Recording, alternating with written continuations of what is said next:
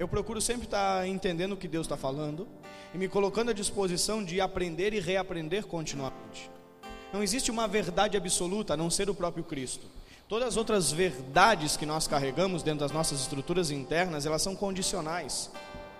Elas mudam constantemente, de acordo com a forma que nós vivemos. Se você escutar um áudio que tem no grupo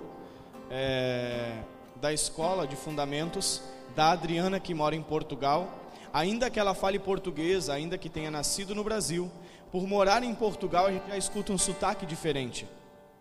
O que eu quero dizer com isso? Que ainda que ela seja brasileira, falando o nosso português do Brasil, por ela estar num novo ambiente, num novo contexto, inserida numa nova realidade, ela muda a sua forma de falar. Isso mostra que nós estamos sempre em constante adaptação e reinvenção interna. A gente precisa estar em desenvolvimento. Há muitos anos atrás eu estava no sítio parado e é muito interessante as coisas que Deus faz. E eu olhei um poste que a gente chama de palanque para passar os fios de arame que separam os espaços. E Deus falou para mim com aquele poste. Ele disse: filho, está vendo esse poste, esse palanque? Eu disse: sim. Ele disse: ele está morrendo. E eu disse: como morrendo? Isso não é uma árvore. Ele disse: ele passou por um processo de construção, onde pegaram uma árvore e cortaram ele em um determinado tamanho, e quando ele ficou pronto, que ele saiu daquele lugar de desenvolvimento, confecção, quando ele ficou pronto, segundos depois ele começou a se deteriorar, ainda que ele estivesse inteiro.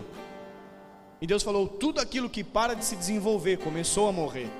E se nós olharmos a nossa estrutura física, nosso corpo, biologicamente falando, nós vamos ver essa construção, desde que nós nascemos, chegamos num pico e depois começamos a morrer. As nossas células começam a morrer, o nosso corpo começa a ficar mais fraco, porque nós paramos de nos desenvolver fisicamente. Só que intelectualmente, emocionalmente e espiritualmente nós podemos continuar em desenvolvimento, ainda que o nosso espírito esteja pronto. Então eu procuro continuamente estar me reinventando, tentando entender coisas que eu não entendia ontem, ou coisas que eu entendia ontem, como elas se aplicam hoje, que às vezes elas mudam, elas não são mais as mesmas realidades. Então eu procuro meditar na palavra de Deus a respeito de algumas coisas de forma constante, ainda que às vezes eu ache que entenda. Então uma das coisas que me chama muita atenção é: o meu povo perece por falta de entendimento. E a segunda coisa que me chama a atenção é que nós gostamos mais de esmiuçar a respeito daquilo que não entendemos do que aprofundar a respeito daquilo que entendemos. O ser humano parece que tem um tique nervoso de tentar descobrir coisas que não nos pertencem.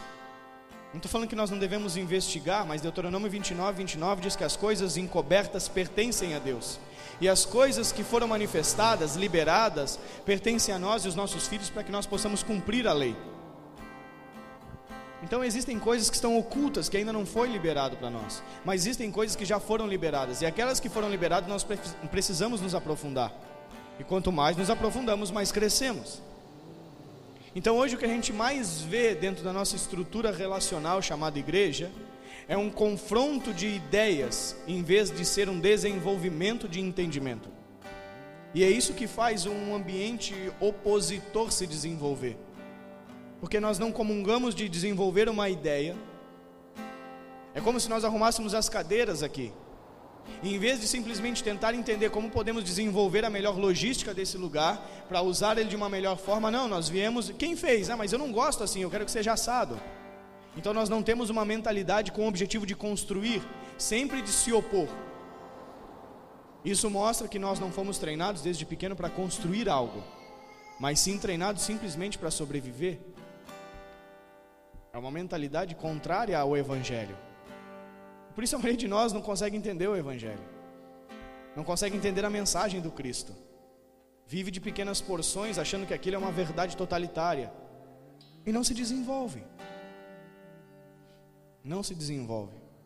Só que eu acredito que as palavras do Senhor são verdadeiras, e quando Ele diz que o Espírito que habita em nós, que é verdadeiro e não é falso, nos ensinaria, nos levaria a toda a verdade, tem que acontecer, tem que se manifestar, tem que ser real. Não que nós possamos impedir o Espírito Santo de falar, mas nós podemos impedir os nossos ouvidos de ouvir. Por isso, tantas dificuldades na compreensão da palavra, tantas dificuldades na compreensão daquilo que Deus está dizendo.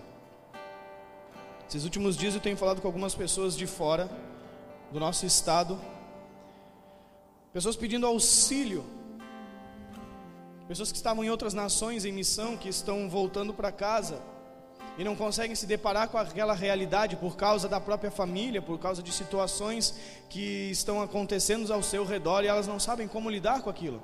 Por quê? Porque não foram preparadas para se desenvolver, só foram preparadas para reagir a um problema. E o erro não está nessas pessoas, mas está naqueles que os prepararam, ou que deveriam ter lhe preparado. Ou seja, a construção desde pequeno como pais e filhos. Então as pessoas vão para um lugar, se esforçam, trabalham, servem e quando voltam, a única coisa que os outros esperam é que elas deem uma resposta ainda maior, em vez de levantar um suporte para que aquela pessoa continue se movimentando. Isso é muito interessante de ver como a nossa mente funciona, de como nós reagimos às pessoas que estão ao nosso redor.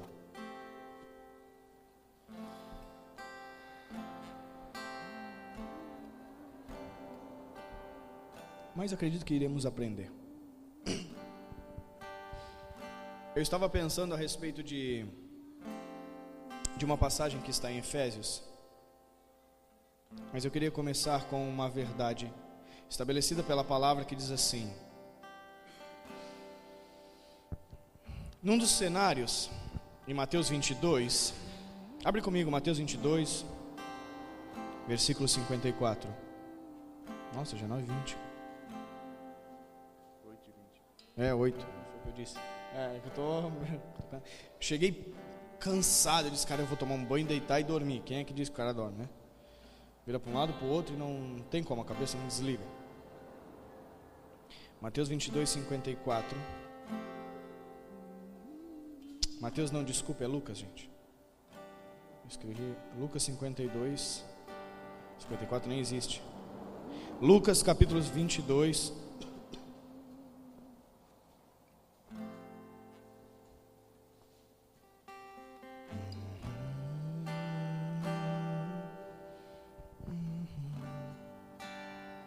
Todo mundo conhece isso aqui, né? Lucas 22, 54, a passagem onde Pedro nega Jesus. Tá calor demais hoje ou eu que estou com calor? Tá mais quente hoje, né? Oh Deus, estou suando já parado aqui. Lucas 22, 54 está escrito assim: então prenderam o Messias, o levaram e o meteram em casa do sumo sacerdote. Pedro seguia-o de longe. Havendo-se acendido fogo no meio do pátio, estando todos sentados, assentou-se Pedro entre eles. E como certa criada, vendo-o estar assentado ao fogo, pusesse os olhos nele e disse: este também estava com ele. Porém ele negou, dizendo: mulher, não o conheço. E um pouco depois, vendo outra vez, disse: tu és também deles? Mas Pedro disse: homem, não sou. E passada quase uma hora, outro afirmava, dizendo: também este verdadeiramente estava com ele, pois também é galileu. E Pedro disse: homem, não sei o que dizes. E logo, estando ele ainda a falar, cantou o galo. E virando-se o Senhor, olhou para Pedro, e Pedro lembrou-se das palavras do Senhor, que lhe tinha dito: antes que o galo cante hoje, me negarás 3 vezes. E saindo Pedro para fora, chorou amargosamente. A pergunta que nós temos que parar para pensar aqui é: quem é que pode negar Jesus? Quem é que tem a capacidade de negar Jesus? Só existe um tipo de gente que pode negar o Senhor. Só pode negar quem o conhece. Se nós não conhecermos a Jesus, nós não podemos negá-lo. Eu não posso negar a Cristo a menos que eu o conheça. Eu posso, sem conhecê-lo, rejeitá-lo, mas eu não posso negá-lo. Porque Pedro não rejeitou Jesus, Pedro negou dizer que conhecia ele. Tu não andava com ele? Pedro disse: eu não, cara, tá doido? Oh, mas tu é galileu, tu é daqueles que anda com esse cara aí, né? Não, Não sou não. Não o conheço. Então negar a Cristo tem a ver com conhecê-lo. Só pode negar uma coisa quando você conhece Ele. O que geralmente as pessoas fazem são rejeitá-lo por não o conhecer. É quando você vai pregar ou falar a respeito do Cristo para uma pessoa que não o conhece. Ela diz, cara, eu não quero isso para mim. Então ela rejeita a mensagem. Mas ela não tem como negar a mensagem, a menos que ela conheça a mensagem. Então a única pessoa que nega o Cristo, o seu Salvador, é o seu próprio povo. Não é os de fora que negam o Senhor. Por isso que Pedro chora amargamente, porque ele se deu conta do que ele fez, de negar aquele que ele conhecia. Negar é dizer que não quando é sim. Tu não andava com ele? Pedro disse, não. Mas a resposta era, sim. Negar é dizer não quando tem que dizer sim. Isso é negar. É quando eu tenho que dizer, ainda que eu sofra as consequências, eu tenho que dizer sim. Negar é não estar preocupado com o que as pessoas vão pensar ao seu respeito, com o que vão fazer com você, ainda que você diga sim. Pedro vai se acalentar no fogo, porque estava frio. Pedro vai se juntar com as pessoas que prenderam Jesus, por causa das circunstâncias. Está frio. O Senhor está ali preso, tanto é que Jesus vira e olha para ele e o galo canta. Jesus estava junto e aquelas pessoas tinham prendido Jesus. E Pedro, no meio das circunstâncias adversas, vai se juntar com as pessoas que prenderam o próprio mestre, para não passar frio. O primeiro ato de negar o Senhor não foi dizer não, foi se juntar com aqueles que prenderam o seu Salvador. Então quantas vezes nós vamos nos acalentar no fogo daqueles que prenderam o Senhor, daqueles que negaram a Ele? Por isso Pedro foi tomado de tal angústia. A Bíblia diz que ele chora amargosamente. A Bíblia não diz que ele, putz, cara, fiz coisa errada. Pequei, Jesus me perdoa. A Bíblia diz que ele chora amargosamente, ou angustiado. Uma profunda tristeza. Por quê? Porque ele negou o seu Senhor. Por isso que aquele que me negar diante dos homens, eu o negarei diante do meu Pai. Nós precisamos entender o que é negar Jesus. Como que é negar Jesus? Só pode negar Jesus o seu povo. O ímpio jamais o negará. O ímpio pode rejeitá-lo, mas não pode negá-lo. Por isso Pedro foi tomado de tal angústia. Abre comigo no livro de Romanos, capítulo 1.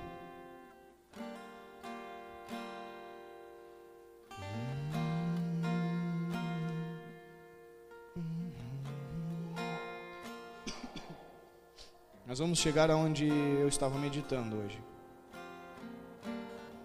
Então nós estamos vendo uma trajetória de um homem que andou com o Messias, que andou com o Senhor e o nega em determinado momento. E esse homem é tomado de tal amargura, de tal dor interna, de tristeza profunda. Romanos 1, versículo 18 diz assim: porque do céu se manifesta a ira de Deus. Da onde vem a ira de Deus? Da terra? Não, então aquilo que se levanta contra você na terra não tem a ver com a ira de Deus. Do céu se manifesta a ira de Deus sobre toda impiedade e injustiça dos homens, que detêm a verdade pela prática da injustiça. Até aqui. A tradução de vocês está assim? Romanos 1, versículo 18. A ira de Deus se revela do céu contra toda impiedade e perversão dos homens, que detêm a verdade pela injustiça. A ira de Deus se revela contra os homens que são detentores da verdade. Ela se manifesta, ela se revela do céu contra os homens que detêm a verdade pela prática da injustiça. E o que é a injustiça? Injustiça é quando você está fora daquilo que você foi chamado para viver. Injustiça é quando você está fora do seu devido lugar. Então, quando que eu retenho a verdade? É quando eu não abro a boca e falo de Jesus? Não. Você retém a verdade conhecendo Ele e não se posicionando de forma justa, ou seja, no lugar que você precisa estar. Então a ira de Deus não se manifesta contra o ímpio, mas se manifesta contra aquele que detém a verdade, porque está desconectado, desalinhado do lugar que precisaria estar. Ele se torna injusto, porque justo é que você viva aquilo que Deus chamou você para viver. Então quando eu me desalinho da vontade de Deus para a minha vida, eu me torno injusto, e porque sou injusto, a ira de Deus se manifesta e se revela do céu contra mim. Então nós precisamos entender que a nossa movimentação precisa ser uma movimentação justa. E a movimentação justa não é ser justo com aquele que quer que seja justo. A movimentação justa é cumprir a vontade de Deus sobre a sua vida. Por isso que Deus não se manifestou em ira contra João Batista, ainda que a religião não gostasse do que João Batista fazia, mas João Batista estava alinhado com o propósito pelo qual ele foi gerado. E ainda que de uma forma toda desconexa com a religião daqueles dias, Deus endossava o que ele estava fazendo. Então a prática da justiça é você estar no seu devido lugar, é você estar fluindo naquilo que você precisa fluir. Injustiça é o contrário, é estar fora do seu devido lugar. É quando você assume um lugar que não te pertence, é quando você entra num lugar que não é seu. Isso é injusto. Por quê? Porque você não vive o que foi chamado para viver e impede que outra pessoa viva o que ela precisaria estar vivendo. Eu não estou falando de você servir operacionalmente, eu estou falando de viver uma vocação. Então quer dizer que eu não fui chamado para arrumar uma cadeira, então eu não posso arrumar a cadeira, porque senão outra pessoa não vai poder arrumar. Não, não é isso. A nossa mentalidade é muito pequena. Essa mentalidade ela é muito infantil. Ela enxerga somente no nosso raio de ação. Noé era pregoeiro de justiça. Noé movimentou o mundo. Não era o seu raio de ação, não era a sua casinha particular, era o mundo inteiro. E é isso que ainda a gente não entendeu, que a nossa mentalidade ela é uma mentalidade pequena, quando a mensagem do eterno tem a ver com toda a terra. E eu acho que tem a ver com a minha vida particular. Não, quando eu me posiciono na forma correta, eu me torno um justo diante do Senhor, porque eu fui chamado para praticar justiça. O reino dos céus é a primeira coisa. Se eu estou fora do lugar que eu fui chamado para viver, eu sou injusto. E se eu sou injusto, eu não estou me movimentando nesse reino. Então a primeira coisa a ser praticada é justiça.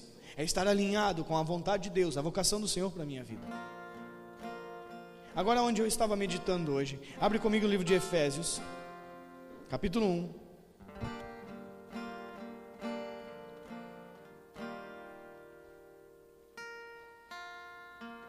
Nós vamos ler do versículo 13 em diante. Do 3 ao 9.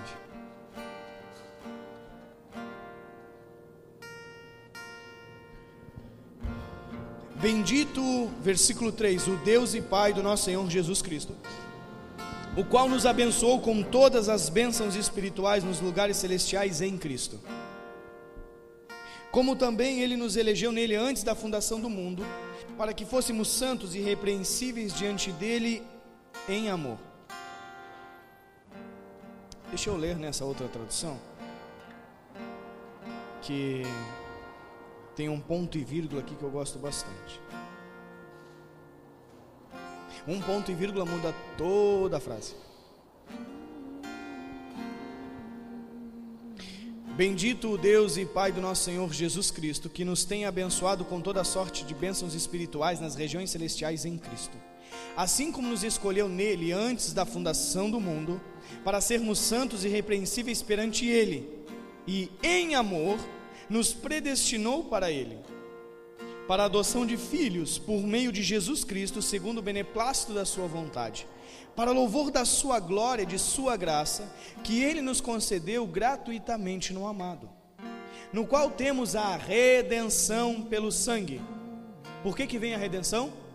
Pelo sangue. E a remissão dos pecados, segundo a riqueza da sua graça. A redenção pelo sangue, a remissão pela graça. que Deus derramou abundantemente sobre nós em toda sabedoria e prudência, desvendando-nos o mistério da sua vontade, segundo o seu beneplácito que propusera em Cristo. Eu quero me ater ao versículo 7, que diz que temos a redenção pelo sangue e a remissão pela graça. Eu falei um pouco disso aqui há um tempo atrás, há bastante tempo atrás, eu acho. A redenção é quando há um pagamento de uma dívida.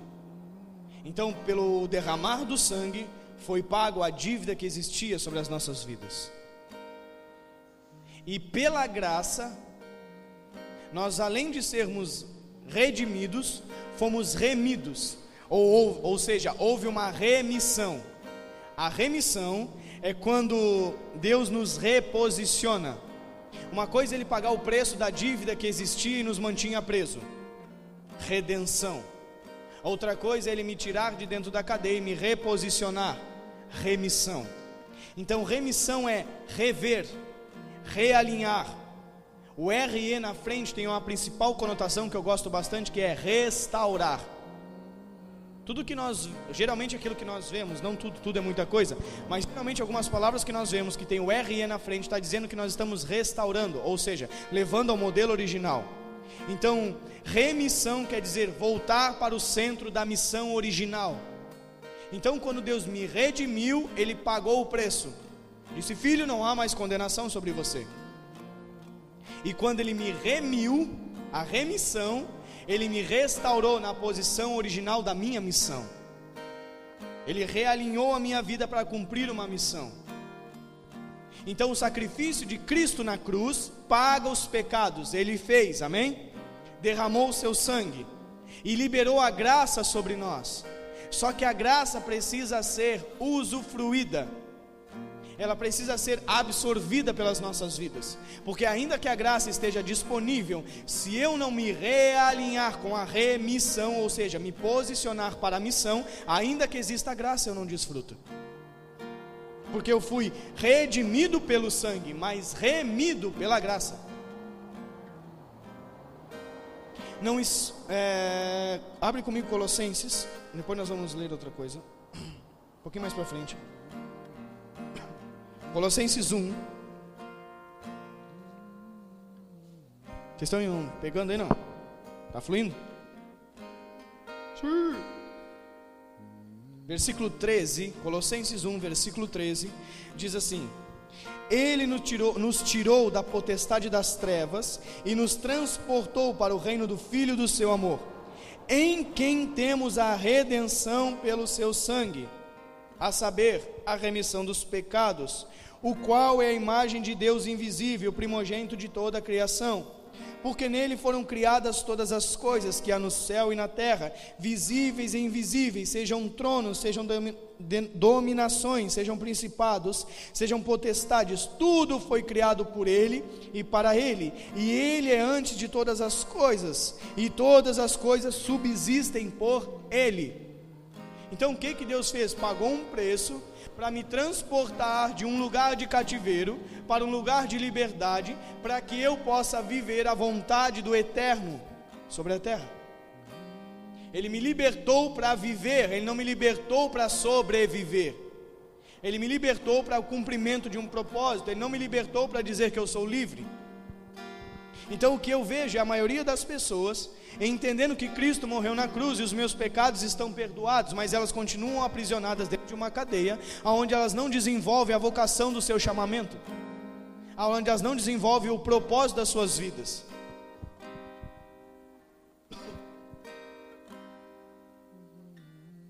Não flui.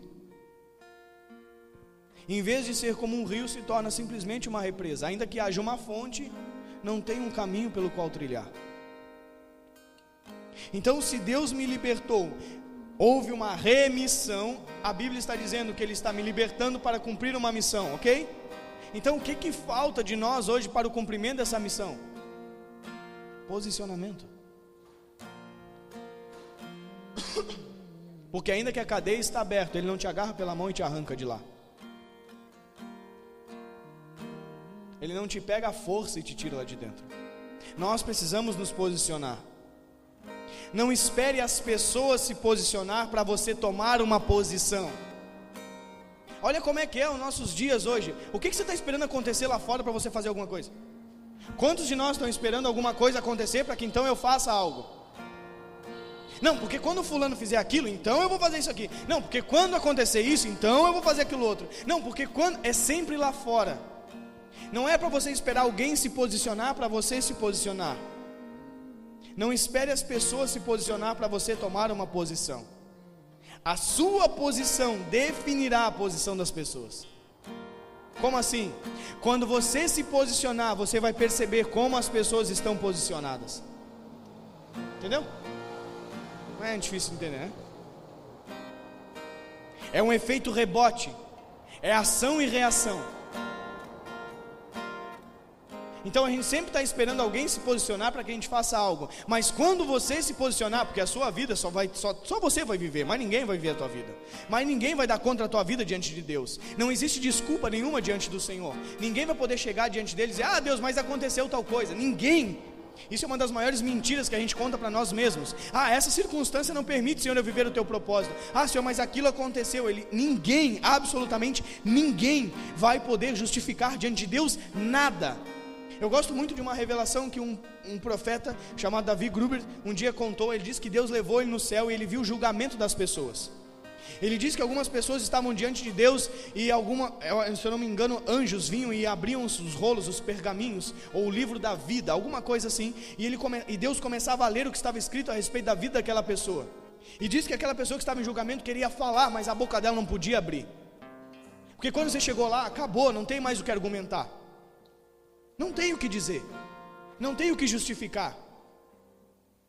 Por isso que Romanos 1,18 diz que a verdade, a ira de Deus se revela contra aqueles que detêm a verdade. E Romanos 1, versículo 20, 2 versículos para frente, diz que a natureza, a criação, o visível, expressa o invisível de Deus para que diante dele ninguém fique indesculpável.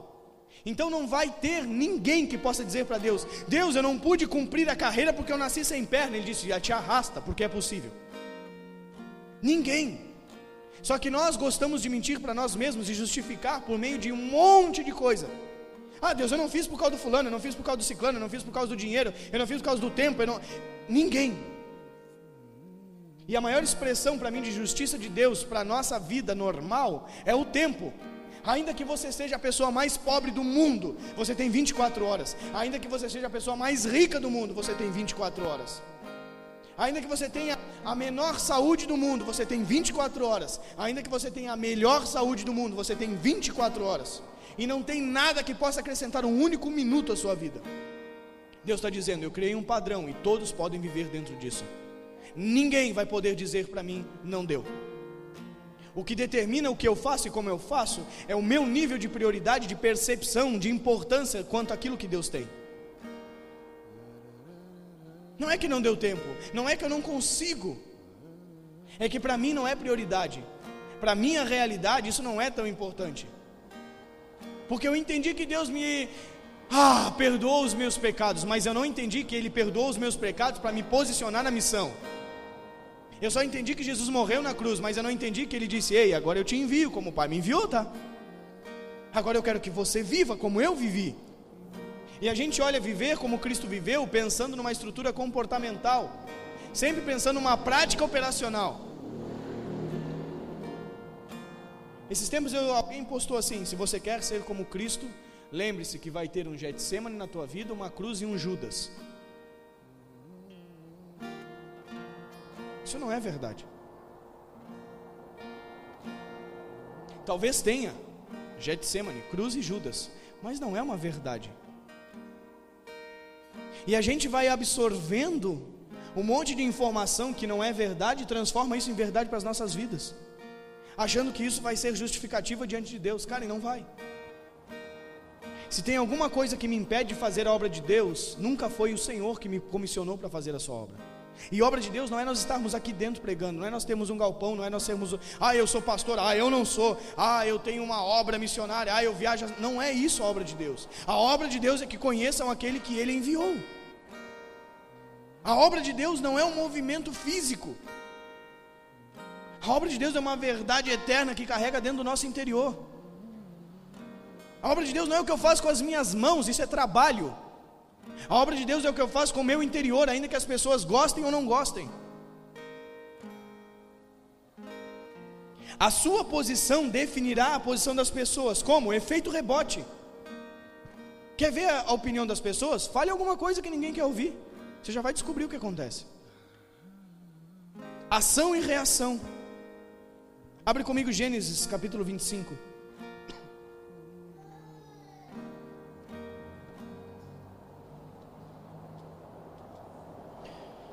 Minha voz ainda está aqui, aleluia. 25:30.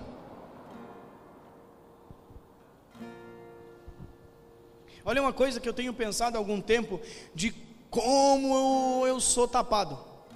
Não, ninguém precisa concordar, ninguém diz amém, hein? Aleluia. Aleluia. Diz aí, vejo que és profeta, aleluia. Fala, Jeová. Pausa, que você também é tapado comigo. Quem é Jacó?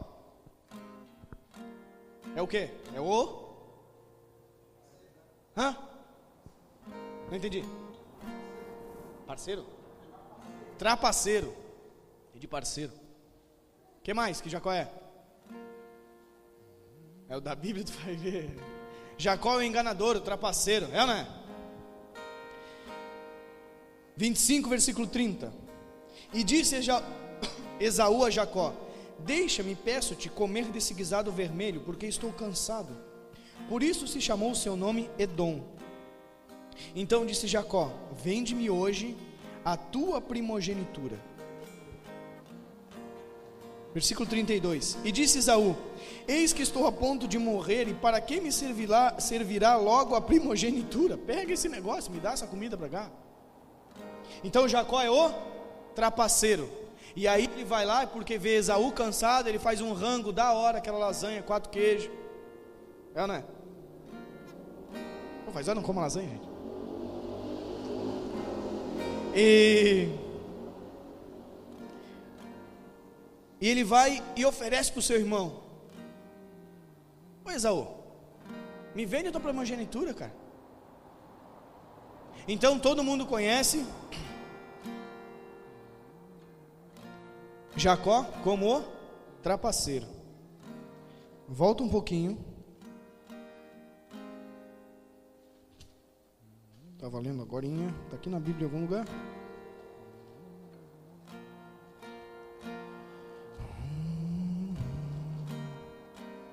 É o mesmo?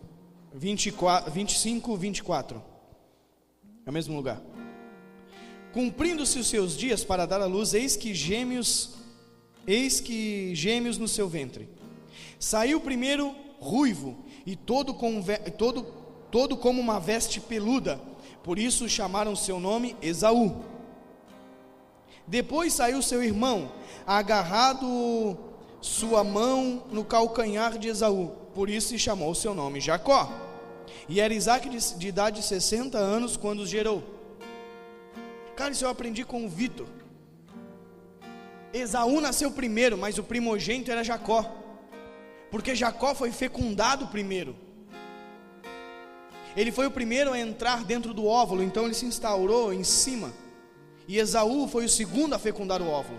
Mas na hora que nasceu, porque a palavra do Senhor não pode mudar.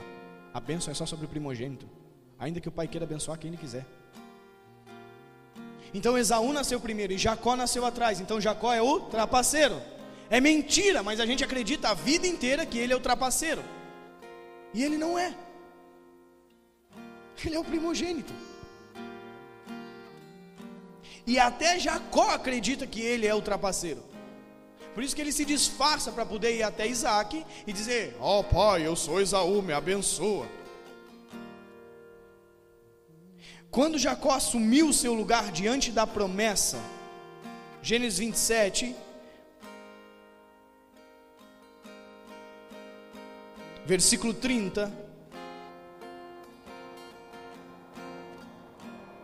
E aconteceu que, acabando Isaque de abençoar a Jacó, apenas Jacó acabava de sair da face de Isaque, seu pai, veio Esaú, seu irmão, da sua caça. Também fez para ele um guisado saboroso e trouxe ao seu pai.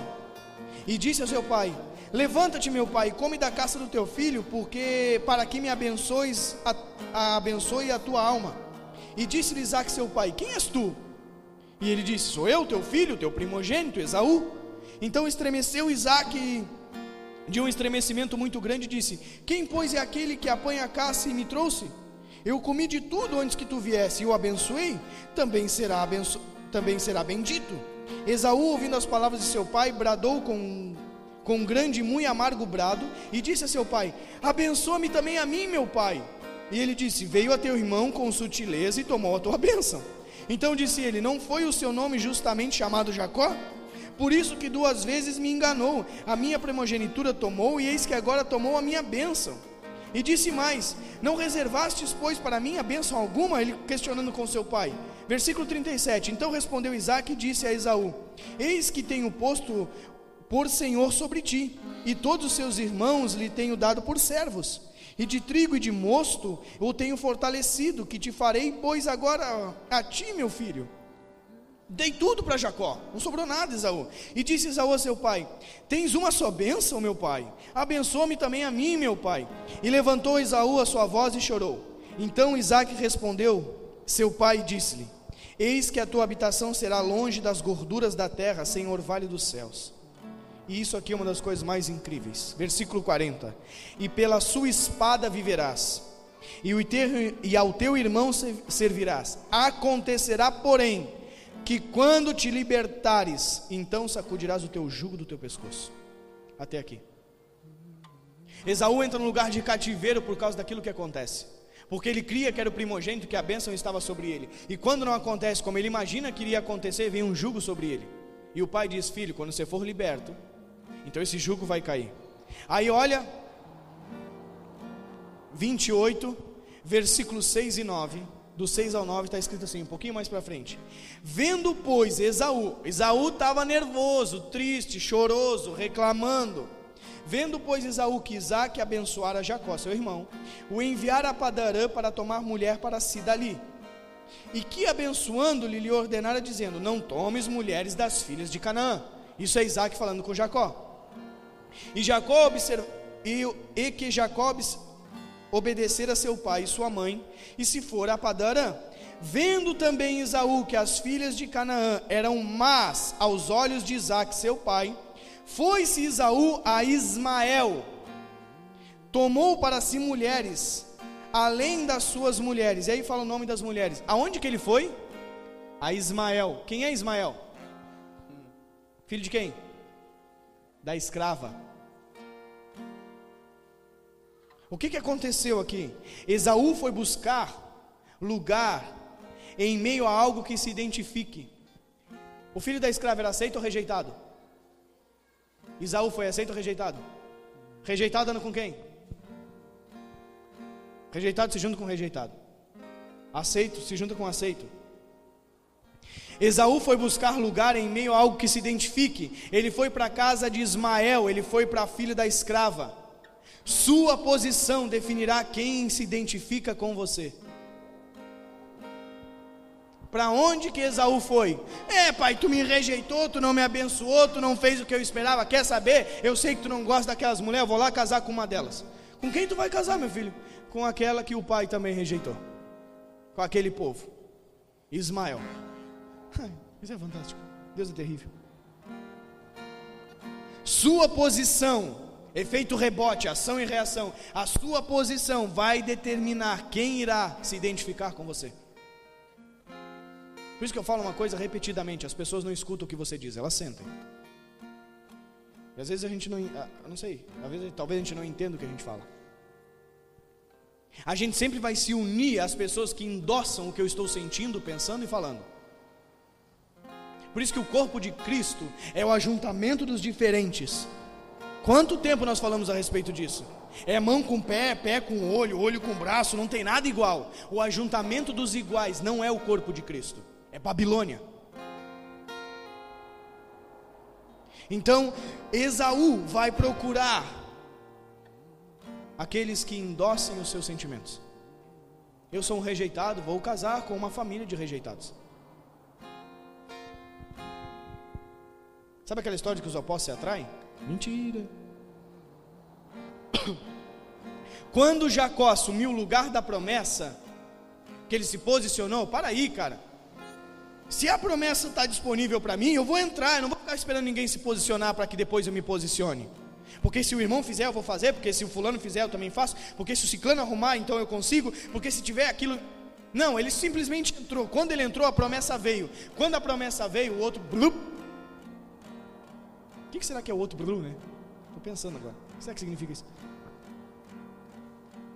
A bênção sobre Jacó. Esaú foi buscar um lugar em meio a algo que ele se identificasse.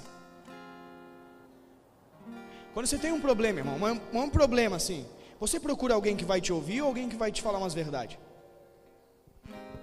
A gente procura alguém que vai nos ouvir. Então o posicionamento de Esaú foi esse, foi buscar aqueles que no Novo Testamento é considerado filho da escrava. E aí a Bíblia ensina que nós não fomos gerados pela vontade da carne, assim como Ismael, mas nós fomos gerados pela vontade do Espírito. Eis a diferença. A minha associação determina a vontade que eu estou vivendo. Por isso que nós precisamos definir o nosso posicionamento, porque eu fui remido para cumprir uma missão. E o nosso ajuntamento precisa ser por propósito. Né, Samuca? O nosso ajuntamento precisa ser por propósito, não por necessidade. Esaú se moveu por necessidade. Esaú vai e diz assim: eu vou me associar por causa disso. E às vezes nós não entendemos a posição de Jacó, e nós temos Jacó como enganador, como trapaceiro. Porque quem que nos ensinou que ele é trapaceiro? Foi a Bíblia ou foi alguém? As nossas convicções não são do céu, as nossas convicções são da terra. As nossas convicções são verdades mentirosas que incutiram na nossa mente. E nós não nos permitimos reaprender. Porque reaprender quer dizer abrir mão do meu próprio eu. E o que impede eu de reaprender é o meu orgulho. É o meu opositor contra Deus. É o meu eu, não é o diabo. Sou eu. Jesus não disse negue o diabo e me siga. Ele disse negue a você mesmo. E a gente acha que a nossa luta é contra o capeta. Não, é contra nós mesmos. Por isso existe tanta convicção dentro da nossa mente, tanta coisa criada dentro da gente, que a gente não consegue fluir naquilo que Deus tem. E nós achamos que é as circunstâncias, que é os problemas, que é as adversidades. Não, somos nós, as mentiras que nós carregamos. Nós estamos vivendo tempo de cumprimento de profecias. No fim dos tempos, o amor de muitos esfriaria. Não diz que vai acabar, diz que só vai esfriar. As pessoas andariam procurando aqueles que falem o que eles querem ouvir, endossando suas próprias ideias. Quando que você já viu sentado em uma mesa um hippie, um motoqueiro, um ciclista, um cara agora que vive fitness, e todos eles conversando, brincando e dando risada? Nunca. A gente vê os guetos. A gente vê um ajuntamento de pessoas de identificação, não de natureza, mas de vontade. Motoqueiro com motoqueiro, motoqueiro com motoqueiro, motoqueiro, ciclista com ciclista, ciclista com... É identificação de hobby, do que eu gosto de fazer. E aí quando Deus começa a levantar, que Deus sempre levanta, uns loucos para meter o pé na porta, a gente não entende. Porque a gente não concorda. Eu ando de bicicleta, o cara anda de moto, qual é a dele? Eu quero aqui preservar a natureza, você fica andando com essa moto que faz um monte de fumaça. E aí começam as oposições. Mas não tem a ver com o propósito, tem a ver comigo. É isso que nós não entendemos. O posicionamento de José diante dos irmãos dele, ainda que seus irmãos não o entendessem. Cara, eu tive um sonho. Por quê? Como é que foi? Me conta. Então, eu vi o sol e a lua e os feixes, cara, e tudo se dobrava diante de mim. Ah, José, tu tá zoando com a nossa cara, rapaz. Tu tem 17 anos, tá aqui apacentando as ovelhas. Tu vai dizer que a gente vai se dobrar diante de ti? Nós somos mais velhos? Só porque tu é o filho da velhice do pai? Ô pai, então também o sol e a lua estavam lá, pai. Ah, meu filho, é o que faltava. Eu e tua mãe temos que se dobrar diante de ti. Não, tua mãe vai até morrer, tu nem sabe. Quando José se posiciona diante dos seus irmãos, o que os irmãos fazem com ele? Beijam e abraçam e dizem: mano, que legal, que Deus vai te abençoar, né? Aleluia, a gente estava orando pelo seu sucesso, pela sua vitória, porque a gente sabe que você é um dos nossos irmãos, e a gente quer que você cresça, que Deus te abençoe, que você vá para frente. Não, cara, deram um pau e venderam o cara. O posicionamento de José diante da promessa, que ele não entendia, mas que tinha vislumbres da sua revelação, salvou toda a sua família, cara. Salvou não o papai e mamãe, salvou a família geral de Deus. 70 pessoas, porque ele resolveu se posicionar. Só que se ele para e diz assim: cara, se eu contar esse sonho, meus irmãos vão ficar bravos comigo, cara. Quer saber, eu vou ficar quieto, nem vou falar nada. Falar que o sol vai se dobrar diante de mim, vai que o pai entende errado. Eu sou o preferido do meu pai, olha a túnica que eu ganhei, eu vou perder esse privilégio? Você está doido? Eu vou ficar quieto, eu não vou falar nada. Vou viver minha vidinha aqui de boa, daqui a pouco o papai morre, eu sou o preferido, vai ficar tudo para mim, tá tudo certo, e aí a gente vai empurrando com a barriga e tá legal. Alguma similaridade com os crentes de hoje, não? Com a sociedade de hoje? O posicionamento de José, ainda que os seus irmãos não entenderam, salvou a vida de todos eles. Ainda que eles não entendessem, o salvou. A morte de Jesus, ainda que tenham crucificado ele, salvou até aqueles que o crucificaram, ou abriu a oportunidade para eles serem salvos. Por isso que Jesus diz: perdoa-os porque eles não sabem o que fazem. Por isso que nós precisamos entender urgentemente, era o que eu estava meditando hoje à tarde: remissão. Restaurado para a missão. Agora, qual é a missão? Qual é a missão que cada um de nós carrega? Qual é a missão, o que nós estamos incumbidos de produzir para o Senhor? Como nós iremos servir a Deus? Não importa o meio que você use, se é um microfone, se é um celular, se é uma caneta, se é uma empresa, se não funciona, não importa o meio. O que importa é se eu estou propagando a verdade do eterno. Não dizer Jesus te ama e tem um propósito na tua vida. Não jargão crente. Não, mas uma mensagem direta da verdade do eterno. Uma mensagem que liberta as pessoas. Porque o que a gente mais vê hoje é os cristãos sendo aprisionados. Eles eram perdidos no mundo e agora estão perdidos dentro da igreja. Mas hoje nós não somos perdidos dentro da igreja porque não temos a oportunidade de entender a vontade de Deus. É porque nós nos opomos contra a verdade. Que nós não estamos dispostos a ouvi-la com atenção. É tantas vozes, é tanto barulho, é tanta informação, é tanta coisa, que a gente não está disposto a ouvir a verdade de Deus. Não, eu escuto, eu não estou falando de escutar, não estou falando de você escutar uma palavra do Senhor, não estou falando de Deus te dar uma diretiva, não estou falando de Deus te dar um sonho, não estou falando disso, eu estou falando da verdade do eterno. E conhecereis a verdade, e a verdade vos libertará. Porque foi para a liberdade que eu vos libertei. Eu sou o caminho, a verdade e a vida. Então o que nós precisamos conhecer é o eterno. Nós precisamos ter conhecimento profundo dele. Só que ele não está lá fora. Deus não vem porque eu canto, Deus não vem porque eu sou legal, ele habita. A gente acha que sempre uma coisa vai acontecer de fora para dentro e nunca percebe que é de dentro para fora. Hoje eu escutava um cientista falando. Ele disse: então explodiu e a vida surgiu. É a teoria do Big Bang. E eu acredito que mais ou menos foi assim. Deus disse, haja luz, e bum, explodiu.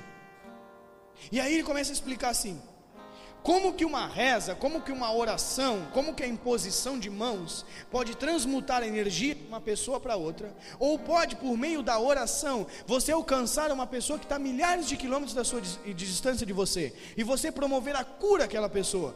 Como que explica isso? Ele diz, pela física quântica é possível explicar, porque tudo foi criado a partir de uma única coisa.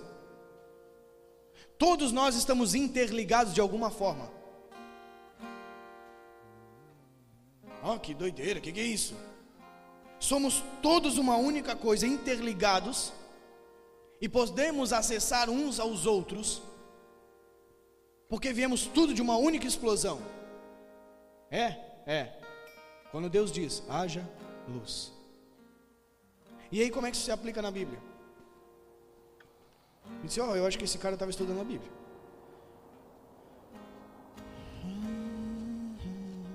Tudo uma única fonte, tudo uma única coisa. No princípio era o verbo, e o verbo estava com Deus, e o verbo era Deus. E ele estava no princípio com Deus, todas as coisas foram feitas por ele. E sem ele nada do que foi feito se fez. E nele estava a vida, e a vida era luz dos homens. E a luz resplandeceu na treva, explodiu o Big Bang. E as trevas não compreenderam. Tudo veio dele. E aí nós lemos em Colossenses, que tudo foi feito dele, por ele, para ele, em Romanos. E em Colossenses diz que tudo subsiste por ele. Quer principados, potestades, Efésios. Principados, potestades, ordens espirituais, tudo subsiste por causa dele.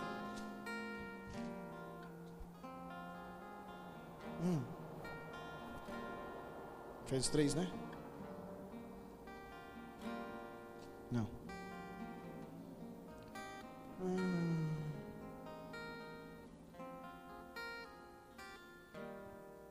Nem lembro mais onde é que está.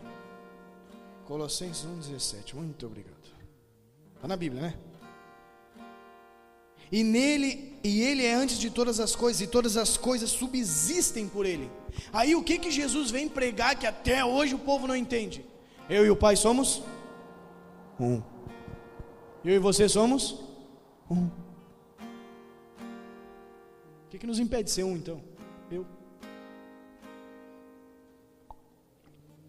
Aí eu tenho que escutar um físico quântico contar histórias. Nós estávamos passeando por Israel, então fizemos um tour até o Egito, e nós vínhamos dentro de um ônibus em direção a uma das pirâmides, e de repente o ônibus parou.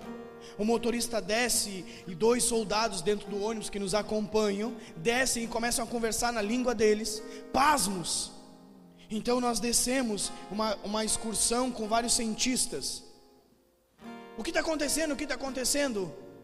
E eles começam a falar, tem algo errado, são 4 ou 5 horas da tarde. Sim, e daí? Nós éramos para chegar aqui 8, 9 horas da noite, fazem 2 horas que nós estamos viajando, leva 6 horas de viagem, o que aconteceu? Os caras foram teletransportar. E eles começam a contar de inúmeras experiências, que eles chamam de efeito Isaías, os pergaminhos mortos do profeta. O cara estuda física quântica, entende como o troço funciona, aplica, e o crente está sentado num banco sem entender como funciona 2 mais 2. Disse, Deus, não tem uma coisa errada. O que a gente fez, Deus? Vocês entraram para dentro de uma igreja, pegaram um livro, acharam que é de religião e emburreceram. Eu disse, Deus, nos ajuda. Nos ajuda, Senhor. Aí ele fala que está todo mundo interligado, que a tua oração, a tua reza pode alcançar qualquer lugar no mundo. É Bíblia. Tudo veio de um único lugar. No princípio era o verbo era Deus, e o verbo criou tudo. É tudo um... E tudo subsiste naquele lugar. Tudo que está interligado naquilo. É bem Avatar, mano. Sério, você já viu o filme do Avatar? É igualzinho, cara. É muito Avatar. Tudo vem daquela planta lá. Iemá, não me lembro daquele troço lá. Como é que não? Tu já viu umas 200 vezes no mínimo. É esse troço aí. Eia, sei lá. Cara, é tudo interligado. Deus me libertou para o cumprimento de uma missão. Então o que me impede de viver isso? Só eu, não tem outro motivo. Então eu vou parar de questionar, de criar problema, de encontrar dificuldade. Eu vou mudar a minha mente. Eu vou me reorganizar, me restaurar, para eu viver a vontade de Deus e parar de olhar para as circunstâncias. Parar de achar os problemas, cabelo em ovo, chifre na cabeça de cavalo. E vou viver aquilo que Deus tem, cara. Só que a nossa posição inevitavelmente criará uma reação. Quando Jacó se posicionou, Esaú surtou. Quando José se posicionou, os irmãos dele surtaram. Quando Jesus se posicionou, a religião surtou. Quando João Batista se posicionou, a religião surtou. Por que a gente não se posiciona? Medo de que alguém surte.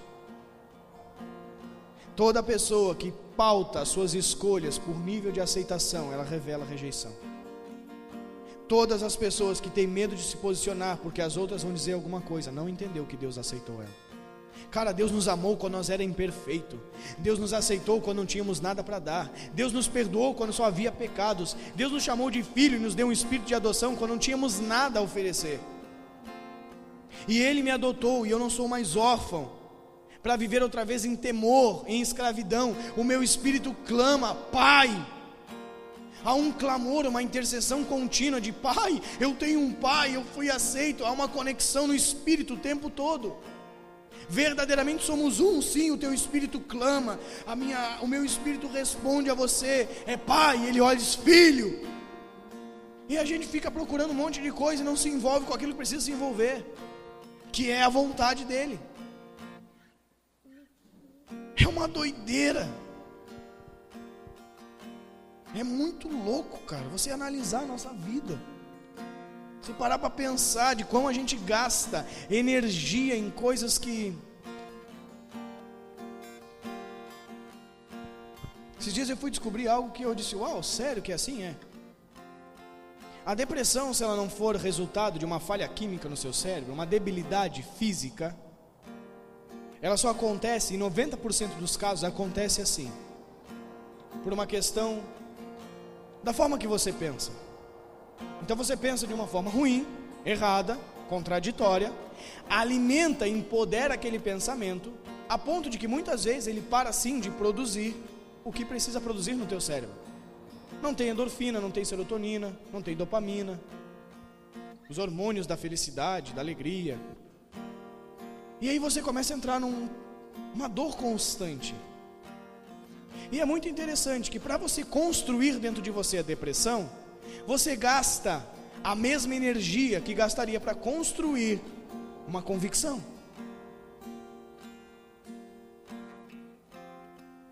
É a mesma coisa. Só que eu determinei escolher pensar de forma ruim. Então, em vez de eu pensar o dia inteiro, cara, Deus me aceitou, olha como eu sou lindo demais, fala sério. Olha como Deus me ama, olha como Ele cuida de mim, olha como Ele me quer. Eu fico pensando o dia inteiro, cara, nada dá certo, nada funciona. Pô, tudo que eu tento falha. Pô, é o mesmo gasto de energia, é o mesmo empenho em valor que constrói a morte, que constrói a vida. Agora pare e escreve no final do dia, ou melhor, escreva durante o dia os seus pensamentos. E assuste-se. Escreva os seus pensamentos diários, com como você pensa, quanto você critica, quanto você reclama, quanto a gente acha de dificuldade, quanto a gente acha de problema. E aí nós temos espasmos de alegria, espasmos de dádivas, mas são pequenos espasmos. São poucas as pessoas que desfrutam de uma vida plena em Deus, porque elas preferem alimentar a dor. É muito interessante isso, de como isso está disponível para nós vivermos, e muitos de nós não vivem. Preferimos viver em reclusão, anulamos o sangue. Quem é que pode negar o Senhor? Só quem o conhece. Preferimos anular o Senhor, negá-lo. Quando Ele veio, fendeu o céu, abriu uma nova dimensão de vida, e eu prefiro reclamar do que viver a vontade dEle. Eu prefiro me preocupar com o que as pessoas pensam do que com o que Ele pensa. Eu prefiro anular a minha vida em vez de vivê-la como Ele viveu, até o último suspiro, com toda a intensidade, com todas as suas forças. Ainda que gostem ou que não gostem, a gente prefere anular o Cristo, negá-lo. Hoje é uma noite que a gente ceia, e eu sempre gosto de refletir na ceia, porque a Bíblia diz: fazer isso em memória de mim. Então eu preciso fazer por causa dele. Eu preciso fazer por causa do que ele fez. Eu preciso fazer por causa de quem ele é. Eu preciso fazer por causa dele. Tem que ser por causa dele, porque ele me redimiu pelo seu sangue e me remiu pela graça. Ser remido, então viva aquilo que Deus tem para ti. Cara, está disponível, não será disponível, está. Já foi liberado. E aí, quando você se posicionar, os que se identificam irão grudar em você, e os que não se identificam não irão. É assim. Eu conversei esse final de semana.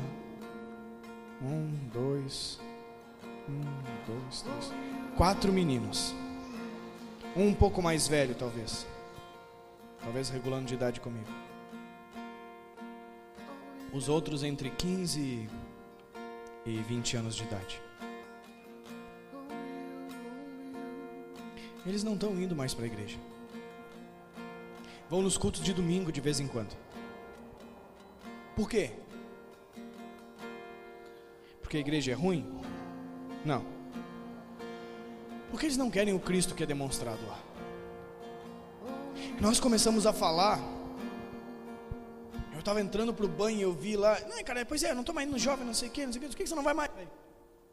Ah, sei lá, cara, aquele negócio lá. Eu disse: por que você não vai? Eu vou te explicar por que você não vai. Você não vai por falta de paternidade. Cara, e falar isso para aquele moleque é punk. Porque pai é aquele cara que ele está disposto a viver uma intensidade a ponto de que quando você tem capacidade de presenciar a sua vida, ela vai entusiasmar você. Eu não estou falando de qualidades e defeitos, eu estou falando de senso de missão. Por isso que Ezequias fez tudo segundo seu pai Davi. Davi era cheio de erro, mas tinha um senso de missão. Qual que era o senso de missão? Vai lá e traz 100 prepúcios, você casa com a minha filha. Eu trago 200. Luta a guerra do Senhor, nós vamos matar tudo. Era um senso de missão. Era algo muito forte. Só que hoje os jovens não veem isso mais nos seus pais. Não que mudou o mundo, a forma de viver sobre a terra mudou. Davi empunhava uma espada, hoje a gente empunha um celular para trabalhar. Mas tem que ter o mesmo nível de relevância que tinha aquela espada que Davi usava. E eu comecei a explicar. Eu disse: cara, um pai no século XV, século XIV, século XII, ou na época bíblica, o cara saía, o pai, porque se o pai for ausente, o filho vai crescer debilitado. O cara ficava 2, 3 anos na guerra, meu. O filho não via o pai não via o filho crescer. Mas as histórias eram: o teu pai está na guerra lutando por nós, para que a nossa nação não se perca. Não é para que a nossa casa viva bem, é para que a nossa nação não seja tomada, para que a gente não vire escravo. O pai está lá. E aí o pai voltava todo lanhado, sei lá, 1 ano, 2 anos, 3 anos depois, o filho estava em casa, no fundo de casa, com um pedaço de pau, brincando que ele também ia ser guerreiro. Quando o pai chegava, não é o pai chegou com: eu paguei a luz, a água. Cara, chegou o herói da minha nação. Essa era a percepção de um filho. Não era um cara que tinha saído para trabalhar 8 horas da manhã e voltava às 6 horas da tarde. Não estou falando que nós não vamos fazer isso, porque hoje não tem guerra, graças a Deus, pelo menos no Brasil. Mas aí o filho olhava para o pai e dizia: cara, uau, o meu pai é punk. Não, meu pai, cara, nossa. Sabe, aquilo entusiasmava a criança. Agora você entra dentro da igreja hoje, como é que é apresentado o Cristo? O menino Jesus, no colo de Maria. Olha que bonitinho o menino Jesus. Parece o Samuca lá agora, todo fofinho. Cara, esse não é Jesus. Jesus era um revolucionário. Jesus virou tudo, cara. Ele acabou com toda a religião. Ele vendeu uma cultura que em todo o nosso planeta é antes de Jesus e depois de Jesus. É esse o cara que os homens morreram por ele. Essa pegada que eu vejo que falta. Só que a gente foi doutrinado a vir para a igreja porque nós íamos melhorar. E Jesus te chamou para que nós fôssemos para um exército guerrear. Então nós não temos essa cultura, porque Deus é Senhor dos exércitos. Aí eu comecei a falar para os meninos, eu disse, cara, porque Jesus fazia isso, porque Jesus era assim, porque Jesus era um revolucionário. Os caras olhavam para ele, ele vai arrebentar com o César, mano. Jesus vai chegar lá, vai dar com os 2 pés no peito, vai arrancar a cabeça do César, e ele vai sentar no trono e dizer, o rei chegou, Israel foi liberto. Essa era a visão dos discípulos, cara. Era o que eles acreditavam. Aí eu falei com os meninos, aí você vai para a igreja hoje para quê? Escuta meia dúzia de louvor, chora um pouquinho, aí depois vamos comer um lanche. Os moleques com 15 anos não querem. Aí eu disse, imagina você botar uma 12 na tua mão de cano cerrado e dizer, bora pra guerra, você vai seguir Jesus? Ele disse, mas ele chama, né? É o que a gente quer. E eu disse, pois é, só que ninguém mostra isso, né? Os meninos com 15 anos, outro com 17, outro com 20. A gente vai na igreja, vai nos domingos. Mas cara, sabe? Estamos aí, né? Eu disse, esse Cristo você ia seguir? Pô, o moleque estava deitado, o cara mexendo no celular, eu comecei a falar, largou o celular, levantou e sentou na cama. Largou o celular, gente, ele foi liberto, na hora. Sério? Sentou na cama assim, ficou me olhando assim. E eu parado na porta do banheiro falando. O que falta para a nossa juventude? Alguém que encoraje eles. Agora o que os nossos pais estão fazendo hoje? Porque só faz problema, porque só faz cagada, porque não sei o que, porque... Pau. Matando a próxima geração.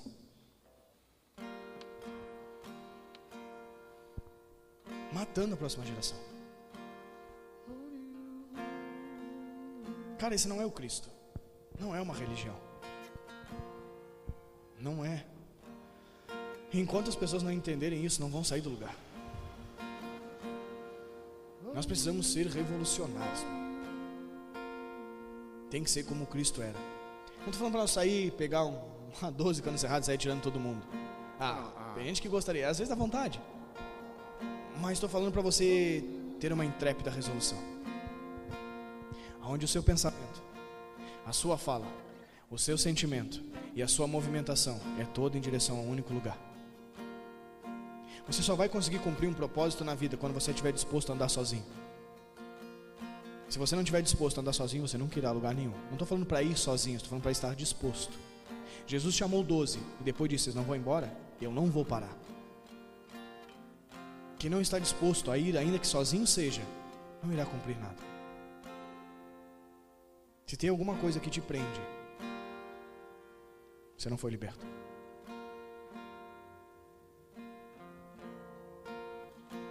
Ele me libertou para me reposicionar. Redenção e remissão. Eu sonho por ver isso. Talvez eu nem veja, mas eu sonho por ver isso. Sonho por ver isso acontecer. Luto com as pessoas que estão próximas de mim para que isso aconteça. Literalmente, constantemente, eu estou sempre dando com os 2 pés nas costas de alguém. Mais reclamam quando eu faço isso do que se alegram, mas eu não me importo. Porque foi assim que ele fez. Assim como o Pai me enviou, eu vos envio. Como é que Jesus nasceu? O bagulho já estava louco quando ele nasceu. Esconde o menino, corre com ele para lá. Anjo, vai lá e avisa José, leva ele para o deserto. Não é em berço esplêndido. Não é, gente. É no meio do fogo, tiroteio, fogo cruzado. O bagulho é louco. A gente não entendeu esse evangelho ainda. A gente não entendeu que milhares e milhares de pessoas já morreram por causa dele. Que muitas pessoas foram crucificadas por causa dele. Que inúmeras pessoas perderam as suas vidas por causa dele. A gente não entendeu o preço que foi pago. Por isso que a gente não está disposto a ser remido para viver aquilo que nós fomos chamados para viver. Doa quem doer, custe o que custar. O evangelho é para macho.